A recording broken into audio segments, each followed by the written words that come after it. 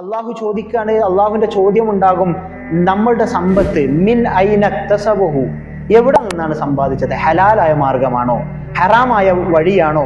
അതുപോലെ തന്നെ വഫീമ അൻഫഖഹു, അതിനെ എവിടെയാണ് ചിലവഴിച്ചത്? നന്മയുടെ കാര്യത്തിനാണോ ചിലവഴിച്ചത്, തിന്മയുടെ കാര്യത്തിനാണോ ചിലവഴിച്ചത് എന്നതെല്ലാം അള്ളാഹു സുബ്ഹാനഹു വ തആല അവിടെ ചോദിക്കും എന്നത് റസൂൽ സല്ലല്ലാഹു അലൈഹി വസല്ലമ നമ്മളോട് പറയാണ്. നമ്മളുടെ കച്ചവടത്തിന്റെ കണക്കെടുക്കാറില്ലേ?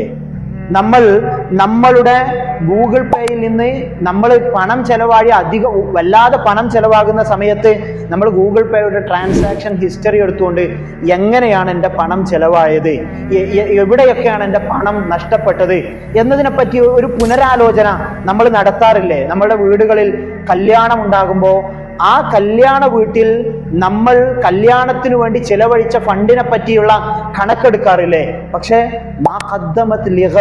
നാളേക്ക് വേണ്ടി എന്താണ് ഒരുക്കി വെച്ചത് എന്നതിനെ പറ്റി നമ്മൾ ആലോചിക്കേണ്ടതില്ല.